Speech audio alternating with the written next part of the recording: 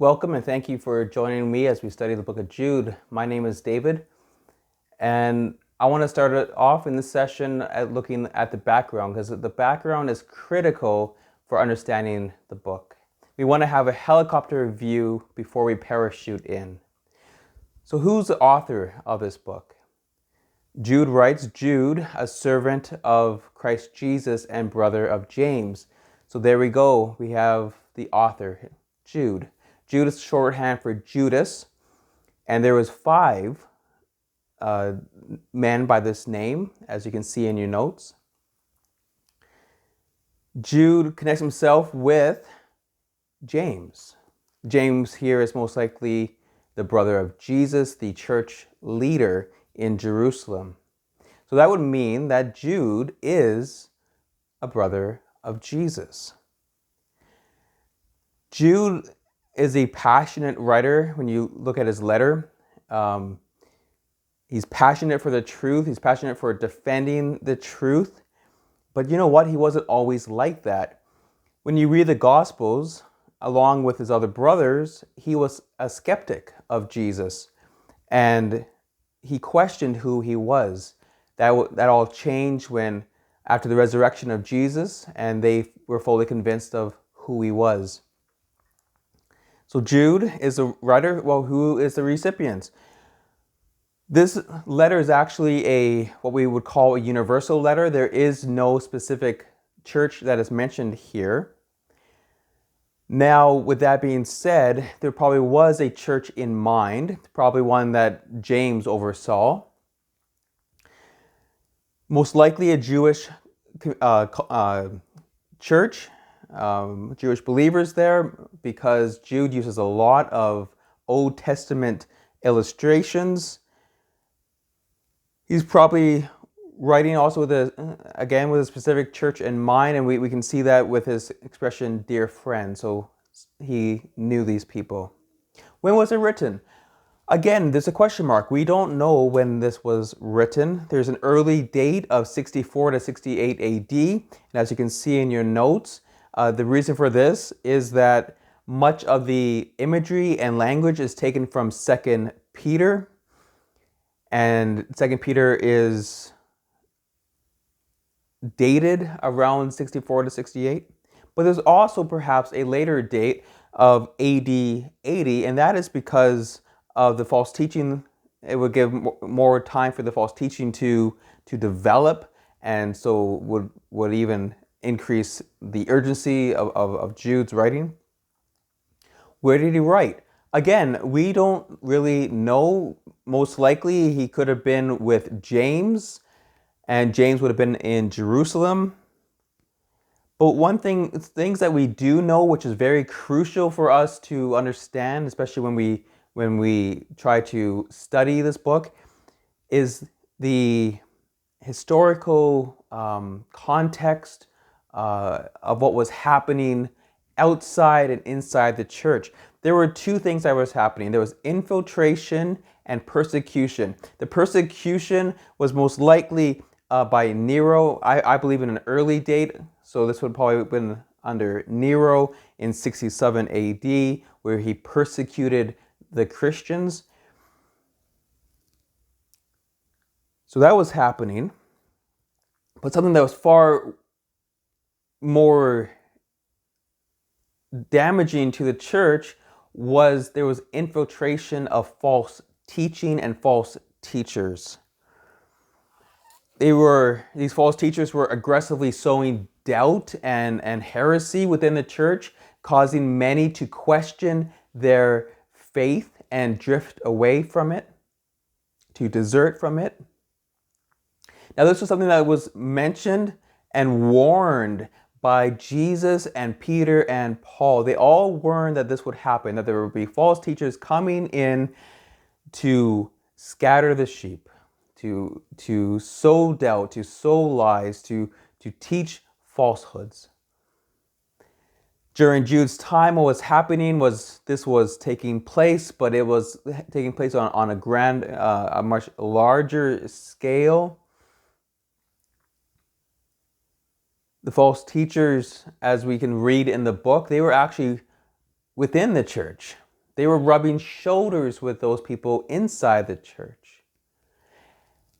And when you look at this book as well, what you will notice is key characteristics of what their teaching would have been on. And two key characteristics would have been that of special knowledge and angels, which is key to Gnostic teaching. So what is happening here is an early form of Gnosticism, which would have, which pervaded the church and actually grew and grew and grew to its ultimate height in the 2nd century.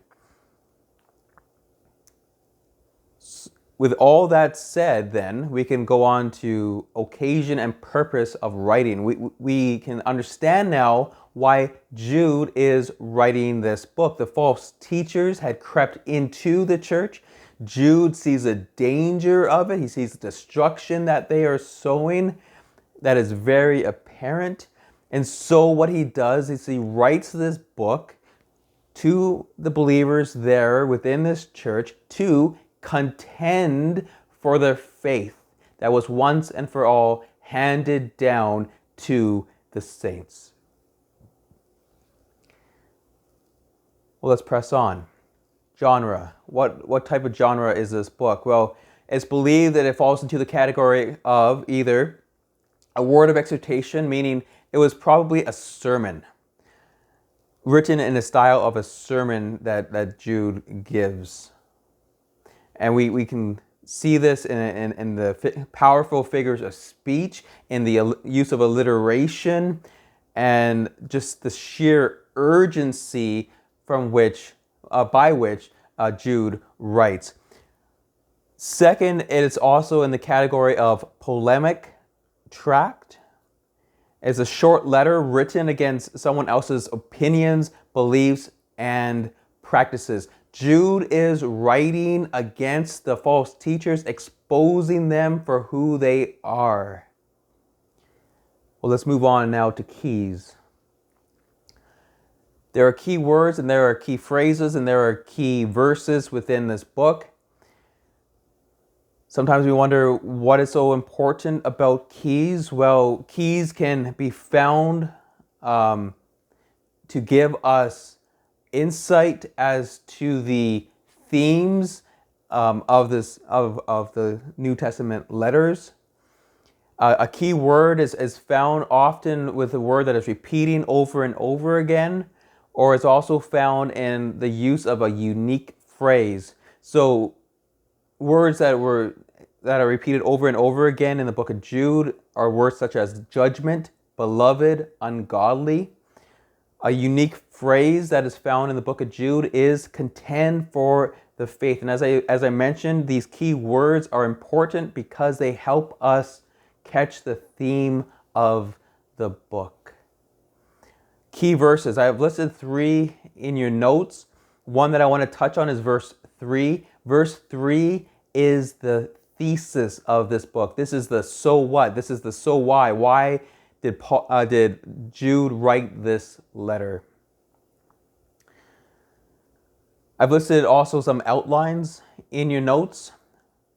And an outline, how it helps us, is that it helps us track the author's thought and argument. There are 2 in your notes. I would encourage you to spend some time and write your own.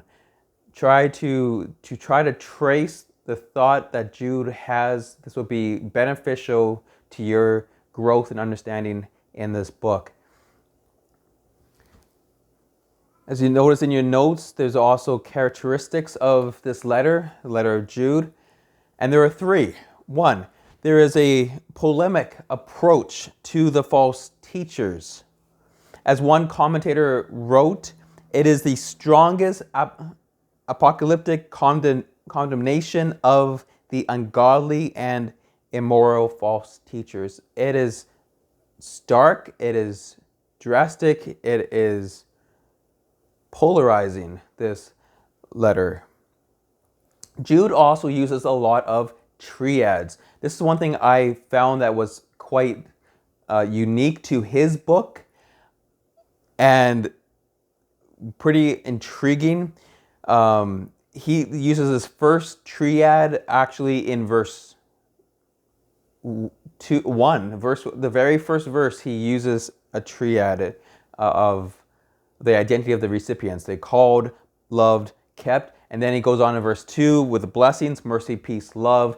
And then he goes on more in his book, and he uses a triad of images such as rebellious Israelites, fallen angels, people of Sodom and Gomorrah. That's a triad right there of the rebellious nature. And then there's also a triad of the wicked Old Testament personalities, such as Cain, Balaam, and Korah. Again, Jude is connecting this to these false teachers. And then there's also a triad of time at the end of this letter. So again, triads, it's huge in this book. Another thing that's huge in this book is Old Testament illustrations. There's 25 verses in the book of Jude. And within those verses, there are 9 Old Testament illustrations. That's big, which also kind of goes back to the recipient. It's most likely a Jewish, predominantly a church with Jewish believers. They would have understood these Old Testament illustrations. A key thing to do also when you go into a book of the Bible is you want to see, where is Jesus? The Bible is about Jesus. So he will be on every page, or at least there will be connections to him by contrast and comparison on every page. So where is Jesus in this book? Well, here in this letter, what we see is we see him as the one who's betrayed, who keeps and preserves the believer. He's also seen as the one who presents believers faultless before the Father. So as we wrap up this session, why study this book? The reason why we should study this book is that we have never been free of false teachers. The truth war has always waged, and waged since the beginning of the fall in the garden, and it continues to this very day, and it will continue into the future. During the early church was the rise of Gnosticism. That's what Jude is going to be combating in this book. During the time of the Reformation, you had people like Arius who sowed doubt and false teachings as to who Christ was. During the 18th and 19th century, you had the rise of higher criticism, which was liberalism. We're now living in a time, again, where there is a prevalent truth war happening. You have the rise of the emergent church, progressive Christianity. You have the rise of word faith teachings and the charismatic movement. So we need to understand, how do we confront those who have embraced a lie? How do we stand for the truth? What does that look like? And these are things that Jude will dig into. So I hope that you will gain a greater appreciation as we go through this book. Thank you.